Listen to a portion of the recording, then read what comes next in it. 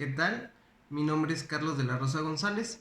Soy estudiante en la Universidad Abierta y a Distancia de México de la carrera TCU en Urgencias Médicas.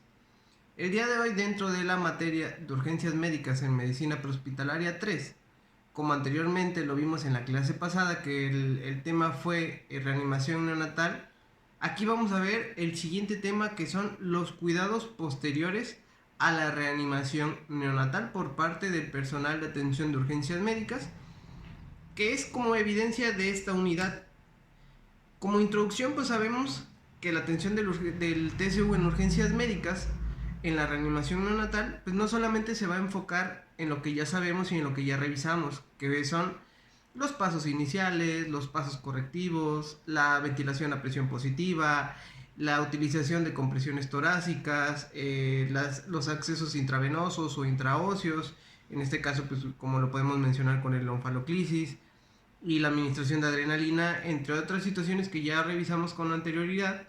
En este caso, pues, van a ser los cuidados posteriores después de que el paciente haya recibido por parte del personal de salud, en este caso el profesional en urgencias médicas, pues los cuidados de reanimación posteriormente. Tenemos como definición que los cuidados post-reanimación nos dice que son los cuidados al recién nacido o neonato que ha tenido una reanimación cardiopulmonar y que ha mejorado satisfactoriamente al procedimiento. En este caso, pues volvemos a recalcarlo, que son las ventilaciones, se enfoca en ventilaciones y compresiones y la administración de adrenalina. Obviamente cambian los aspectos prácticos y de calidad, que lo pueden ver en la anterior clase.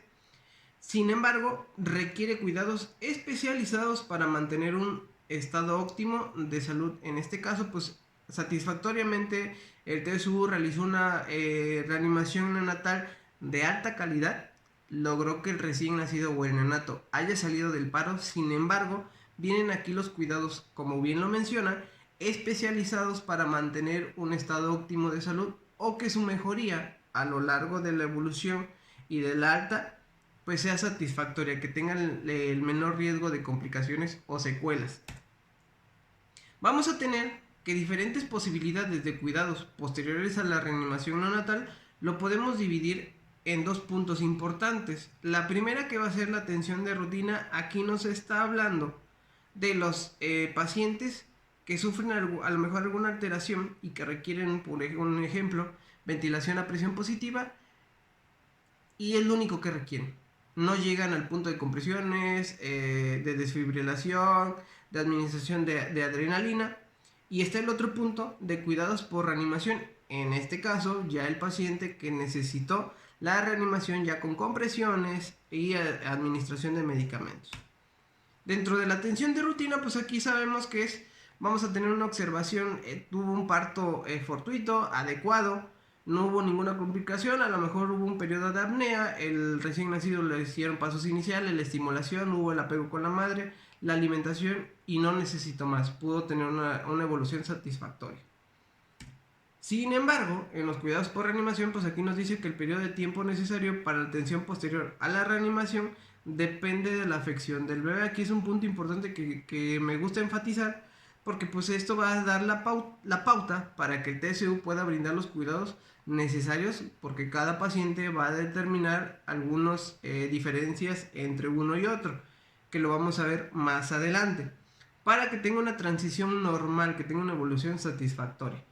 Obviamente, pues hay que identificar los factores de riesgo que puedan presentarse, o en este caso, porque el recién nacido cayó en paro.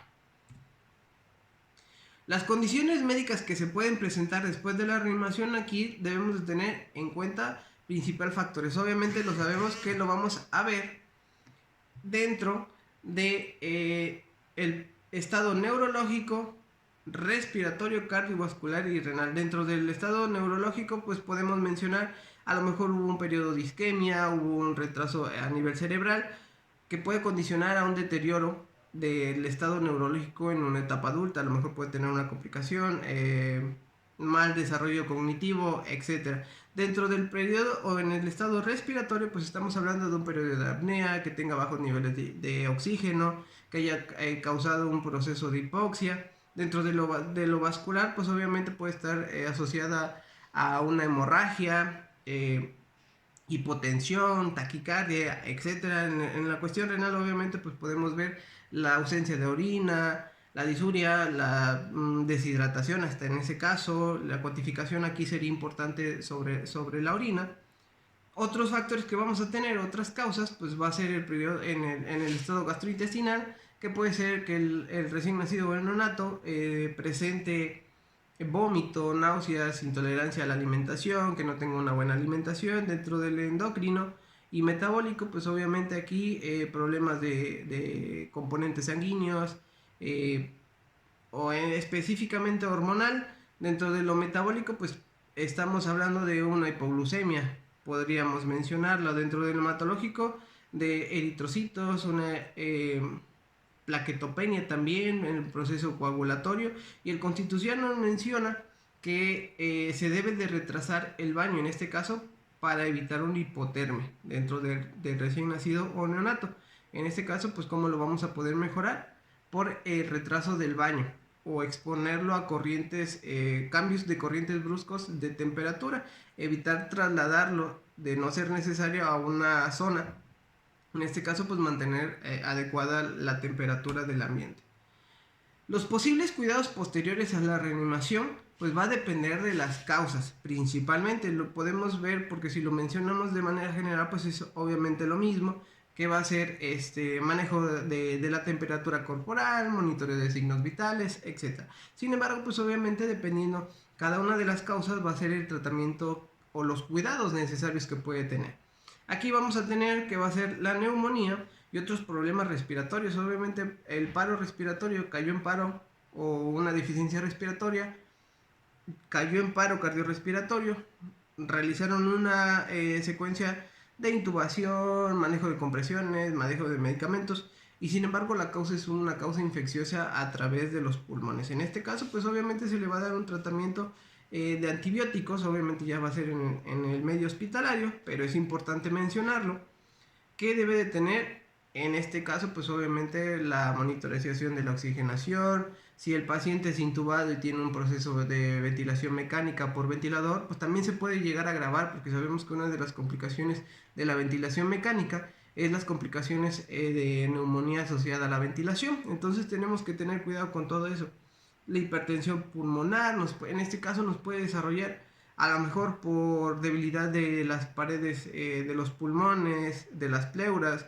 Podemos hacer un neumotórax, etcétera. Entonces debemos de tener cuidado. A lo mejor una mala ventilación, una mala técnica de ventilación, podemos hacer una telectasia por el exceso de presión a la hora de comprimir la BBM. La hipotensión en este caso pues se puede asociar a una falla cardiovascular por alguna hemorragia, etcétera. La hipoglucemia, obviamente, como lo habíamos mencionado, pues a lo mejor por el estado metabólico del recién nacido requirió mayor gasto metabólico de energía, y en este caso nos cayó en una hipoglucemia. Entonces también tenemos que tratar esa causa, darle tratamiento a la hipoglucemia. Y problemas a la alimentación, pues obviamente si no tenemos una buena alimentación, que lo sabemos que debemos de enfatizar, o fomentar la lactancia materna, que es una de las primeras barreras para proteger su sistema inmunológico, etcétera, en todos los demás, para desarrollar la fortaleza de los sistemas. Sabemos que la lactancia materna es una de las pautas importantes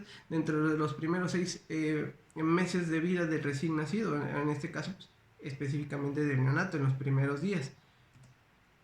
Otros cuidados, pues obviamente tenemos que puede llegar a una insuficiencia renal, complicaciones de la filtración glomerular, filtración de orina.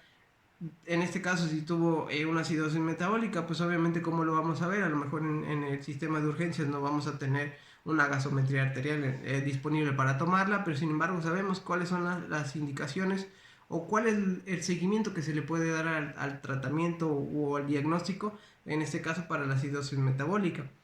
En este caso también, si tuvo convulsiones o apnea, que lo podríamos asociar a un problema neurológico. Y la hipotermia o hipertermia, en este caso pues obviamente si estamos hablando de un prematuro extremo, un prematuro normal que no tiene ninguna otra complicación, pues debemos de tener cuidado obviamente con la hipotermia, porque sabemos que una de las principales causas que llegan también a paro respiratorio, pues es por la hipotermia de los recién nacidos. De ahí, pues vamos a tener los cuidados óptimos durante en transporte. Obviamente tenemos que tener cuidado con el transporte de los neonatos.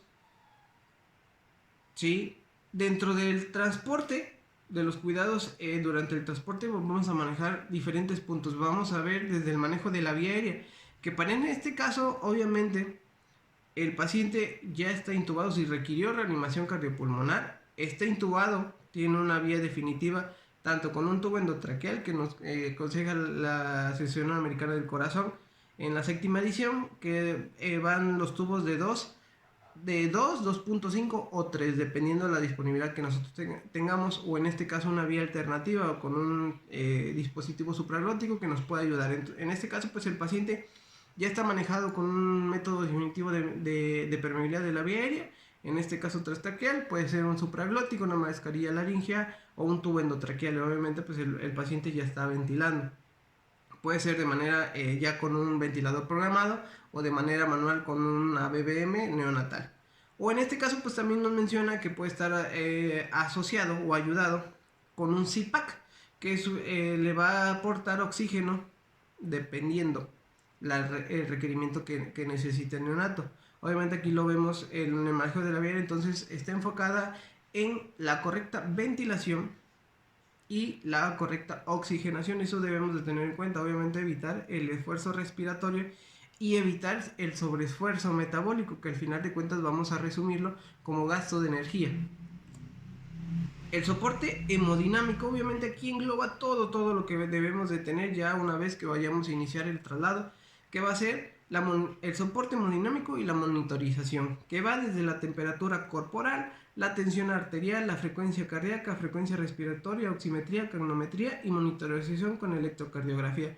Obviamente aquí puedo mencionar que no todas las unidades cuentan con todo el equipo necesario para realizar un traslado adecuado del neonato. En este caso a lo mejor una cuna radiante, una incubadora, que son a lo mejor equipos ya más especializados que no todas las unidades desgraciadamente que la tenemos que tener disponibles no se encuentran, pero sin embargo con esto podemos mejorar o mantener seguro durante todo el traslado hasta llegar a la unidad médica ya receptora, donde va a recibir los cuidados ya especializados, ya definitivos. Sin embargo, aquí debemos de tener pues obviamente la temperatura corporal que no descienda de 36.5, la tensión arterial mantener en un proceso adecuado. Aquí importante la frecuencia cardíaca, debemos de saber, como lo vimos en el algoritmo, que debe de mantenerse por arriba de 100. Si está debajo de 100, obviamente vamos a empezar otra vez procesos ventilatorios, etcétera. La oximetría no debe estar por debajo. Recuerden que lo vimos en la clase pasada, la oxigenación predictoria. No vamos a llegar en el primer minuto de vida al 100%. Estamos hablando que eso vamos a llegar ya casi al 90, 95 hasta los 10 minutos. Entonces eso lo debemos de recordar, al igual que la cronometría y la monitorización de algún electro, tener al paciente monitorizado. Los medicamentos que podemos utilizar o que se pueden utilizar ya para el mantenimiento, pues obviamente se menciona el factor surfactante que va a ayudar a los pulmones a desarrollarse de manera adecuada, a darles ese plus, esa ayuda, que la dosis que vamos a tener que nos menciona que van a ser 200 miligramos por kilogramo de peso, dosis. Eso se menciona que puede ser una sola dosis, sin embargo, se puede fraccionar en dos mitades, 100 microgramos, 100 miligramos de inicio y los otros 100 después de las 12 horas. Obviamente si el paciente está intubado, pues lo vamos a tener una sedación de impregnación, obviamente lo vamos a tener sedado para evitar el esfuerzo. Entonces aquí vamos a tener que la dosis carga va a ser de 0.05 a 0.2 miligramos kilogramo de peso, segunda de una perfusión continua a dosis iniciales de 0.06 y de 0.12 miligramos kilogramos hora. Dentro, como lo vimos en este caso de la glucosa, pues vamos a administrar una glucosa al 10% de las hipoglucemias, vamos a administrar la glucosa al 10%, vamos a administrar un bolo de solución glucosada al 10%, 2 mililitros por kilogramo del peso, aproximadamente, pues obviamente nos dice que son 200 miligramos por kilogramo de peso, seguido de una infusión intravenosa de solución glucosada entre 6 y 8 miligramos kilogramo de peso minuto, obviamente es para mantenimiento. Obviamente vamos a tener nuestras conclusiones, que desgraciadamente no tenemos el equipo necesario, o no todas las unidades lo cuentan desgraciadamente para brindar la atención de calidad, y la profesionalización que estamos haciendo nosotros es obviamente para mejorar la atención que brindamos a nuestros pacientes. Aquí nos enfrentamos a la realidad, como ya lo mencioné, que no todas las unidades cuentan con el equipo necesario para poder brindar esa atención de alta calidad, de alta especialidad, y pues debemos de tener o brindar la atención con los recursos que tengamos disponibles, pero siguiendo los lineamientos ya establecidos de manera internacional. Las recomendaciones que nosotros vamos a tener pues es mantener un estado hemodinámico óptimo con todos los pasos que ya mencionamos, la vigilancia continua y la revaloración constante, el monitoreo adecuado, mantener la temperatura corporal, evitar hacer más daño al paciente, fomentar el apego de los padres al neonato y realizar un traslado seguro con todos estos lineamientos.